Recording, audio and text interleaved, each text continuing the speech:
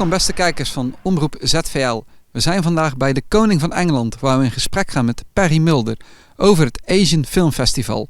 Dit festival zal plaatsvinden in de laatste week van augustus en eerste week van september.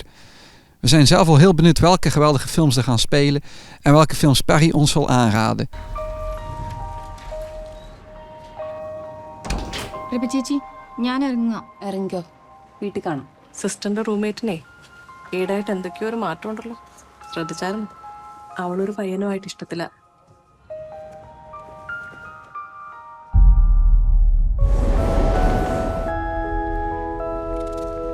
ഇത് പ്രവേശിക്കാണല്ലോ.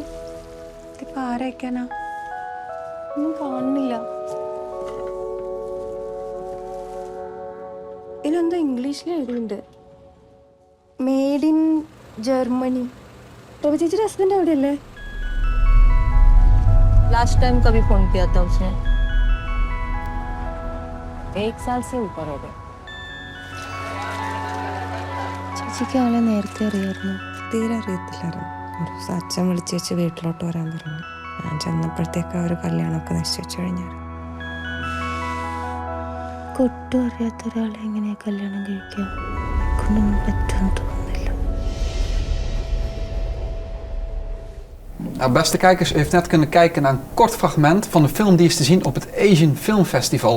En naast me zit Perry Mulder, eigenlijk de founding member van het Asian Film Festival, als ik het goed heb. Nou, kijk, ja, weet je, ik doe natuurlijk de programmering hier bij de Koning van Engeland. En af en toe proberen we samen met Stichting Cineluif Scheldemond, proberen we wat leuke dingen te organiseren die cultureel gewoon heel veel impact kunnen maken in de regio hier. En, dus dat staat dan los van onze commerciële programmering. En dan, ja, automatisch ben ik dan degene die dat dan start eigenlijk, omdat ik hier de programmering doe. Maar het is inderdaad zo, het leek mij goed om een keer de films uit Azië onder de aandacht te brengen. Dat zijn films die normaal gesproken buiten de boot vallen als je gewoon je commerciële programmering doet. Okay. Dan levert het waarschijnlijk te weinig bezoekers op om daar commercieel op te kunnen draaien. Dus toen dacht ik, nou laten we het King's Asian Film Festival in het leven roepen. En dat is eigenlijk niet meer dan een moment van 2 weken. Waarin we 14 films uit Azië vertonen. Naast ons reguliere programma.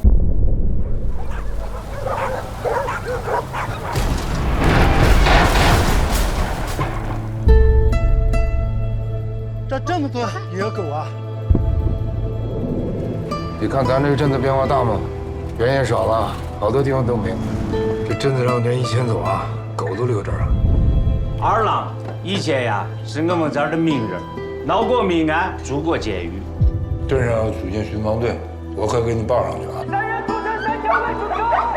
我们历时半小时的时间发了通知，今日镇上注册了一盘。Wat is dan eigenlijk het verschil met die Aziatische films of eigenlijk de meer westerse films? Nou, het is meer zo dat de films die wij hier allemaal commercieel kijken, dat films zijn met hele grote PR-campagnes daarachter. Dus dan weten mensen van, die film die komt uit. Maar dit zijn vaak de films die misschien wel in bepaalde recensies in de krant staan, maar eigenlijk alleen in de arthouse bioscopen draaien die gesubsidieerd zijn. En dat zijn wij niet, dus wij doen dan de samenwerking met Cineluif Scheldemond. Die huren dan de zaal, zodat we die film, die kosten kunnen dekken. Dus die nemen dat risico eigenlijk weg. En daardoor kunnen we hier toch ook in Hulst een heel mooi cultureel programma aanbieden. Ja. En wat trekt je zelf zo aan die Aziatische films? Nou, eigenlijk, ja, ik ga heel graag naar Azië. En ik ga in november naar China. En dat wordt voor mij de eerste keer. En dan automatisch ga ik ook dan daar een beetje op focussen. En dan ben ik dus heel veel Aziatische films gaan kijken afgelopen jaar. En toen kwam ik er eigenlijk achter dat er eigenlijk best wel mooie films zijn uitgebracht. Ja, die hier het licht niet hebben gezien in de zaal. En toen dacht ik, als ik die dan toch wil aanbieden, omdat ik denk dat het voor meer mensen interessant is om deze films te zien, dan verpakken we dat in een soort festivalvorm. Ja. En dan doen we dat dan in augustus, de laatste 2 weken, en de eerste week nog van september. Omdat dat meestal ook een wat rustige periode is bij ons vanwege het mooie weer buiten natuurlijk. En dan is het ook wat makkelijker om die dan zo in te plannen. Ja. En wat voor soort films moeten we dan eigenlijk denken, zeg maar? Zijn het voornamelijk nieuwe films die worden uitgebracht of zit er ook wat klassieker materiaal tussen? Ik doe beide. Dus er zit een film uit 1985 zelfs in, dat is mijn geboortejaar. En dat is een film van Akira Kurosawa, dat is een Japanse regisseur die prachtig mooie werk heeft gemaakt, die vandaag nog steeds de filmmakers van nu nog steeds inspireert. En hij heeft een film in kleur gemaakt, Run. En die film die is opnieuw in 4K gerestaureerd. En die werd dit jaar dan uitgebracht omdat hij dan 40 jaar bestond. Of tenminste tot 40 jaar geleden die film werd gemaakt.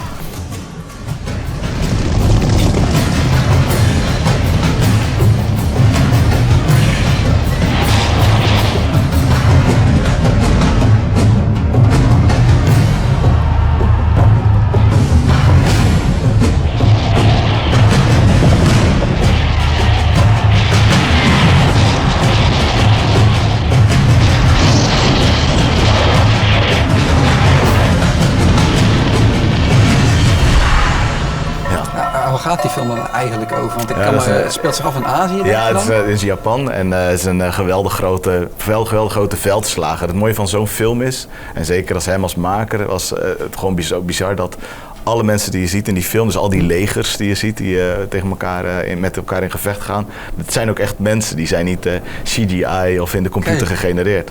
Dus dat is nog echt een beetje het oude klassieke film maken. Ja. En dat is echt, als je dat nu ziet, dan denk je echt gewoon voor die tijd ook. Maar dat komt gewoon extra binnen, want het voelt zo echt. Ja. En daarom is het mooi om dat soort dingen toch nog een keer samen op het grote doek te zien. Nou, en dan hebben we een documentaire film, die Anak India heet die. En die gaat over het Nederlandse verleden met Indonesië. En dat zijn eigenlijk ook films die normaal gesproken ook wat lastig in te plannen zijn, documentaires vooral, in de reguliere programmering. Die hebben ook vaak niet de budgetten om echt gewoon grote PR-reclames te doen. Maar het is een prachtig mooie documentaire. En dus zeker ook heel actueel met de bevrijding. Ja, zeker. Dus ik denk dat dat ook wel bezoekers zal gaan brengen. En dan heb ik films die ik vorig jaar bijvoorbeeld heb gezien, of die iets groots hebben gedaan op het filmfestival van Cannes. Het is het grootste filmfestival ter wereld, hè. Meest bekende ook. Daar draaien soms hele mooie films die vallen in de prijzen, maar krijg je dan wel distributie, maar dan alleen in de arthouse bioscopen. Ja. En dus dan zijn die films misschien afgelopen januari uitgekomen. Ik had er toen geen plek voor, dan plaats ik ze nu. Ja, en dan zijn de films die nu deze maand uitkomen. En die geef ik ook een plekje. En als je zou moeten kiezen tussen 3 van de films die je nu gaat programmeren, welke zitten er dan in je top 3? Nou, ik denk dat sowieso, er zit geen film die hetzelfde is in deze programmering. Ik zal dan misschien, ik heb ze zelf mogen uitzoeken. En dat doe ik natuurlijk niet alleen omdat ik ze zelf zo geweldig vind. Maar ook, ik kijk natuurlijk ook wel met het oog van wat zal het publiek hier in Hulst en omgeving interessant vinden. Maar kijk wel naar de inhoudelijke kwaliteit van de film. Dus de film moet wel goed gemaakt zijn. Als ik dan 3 even mag aanstippen, dan zou ik zeggen Caught by the Tides. Vind ik een bijzonder gemaakte film. Dat is een film die is gemaakt in coronatijd. En in China. En in China was natuurlijk een enorm grote lockdown ook. En die filmmaker kon dus geen film maken, hij kon niet naar buiten. Toen is hij op zijn harde schijf gaan kijken en toen heeft hij allemaal beelden die hij ooit al had gemaakt, over een periode van 20 jaar, heeft hij dus een film gemaakt. En heeft dan, toen hij wel naar buiten mocht, heeft hij nog wat beelden bijgeschoten. En heeft hij samen tot één prachtig mooi werk gemaakt eigenlijk. Echt een kunstwerk is het eigenlijk. En je ziet eigenlijk een soort periode, een stukje geschiedenis van de opbouw van China, ook in die grote steden die allemaal zo in opkomst zijn. Dus je krijgt een soort period piece ook gelijk. Ja. 新世纪第一个春天正在向我们走来。贺美莎修女说：“当你爱到痛时，痛就会消失，只剩下爱。”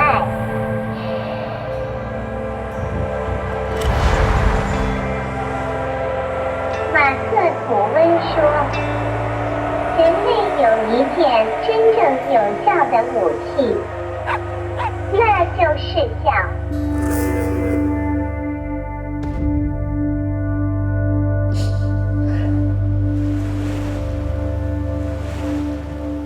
那 een bijzondere film. En dat voel je waarschijnlijk dan ook als je echt die film kijkt. Het is eigenlijk een soort... het is een reis die je maakt. En dat is helemaal tof als je dat dus ziet ook op het grote doek. Ja. Dus die kwam wel binnen. Dan heb ik even kijken hoor.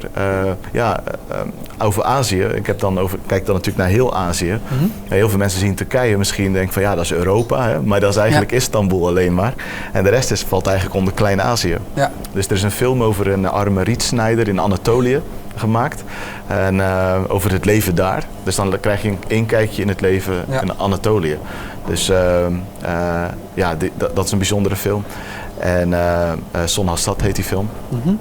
En dan even kijken, nog een derde, laatste. Eens even denken. Oh ja, Super Happy Forever zou ik dan doen. Dat is een Japanse film ook. En die is een Japanse kustplaatsje. En dat gaat eigenlijk over hoe je soms verlangt naar gebeurtenissen in het leven die dan zijn gebeurd, die tragisch zijn en die je ongedaan wil maken. Okay. En het zijn 2 jonge gasten die terugblikken op een situatie, op die plek waar ze dan weer terug zijn bij die badplaats. En het is een prachtig mooi, eigenlijk een poëtische film. Maar goed, iedereen moet kijk gewoon lekker die trailers en dan staan allemaal op de website en dan kun je tot je keuze wel komen. Ja.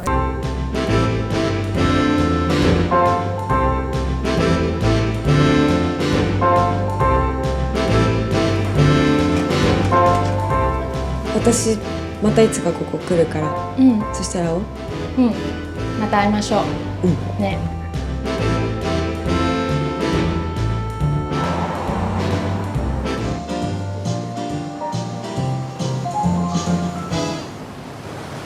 Nu ben ik ook heel benieuwd wanneer dit geweldige evenement nu gaat plaatsvinden. Ja, dat is 24 augustus tot en met 7 september.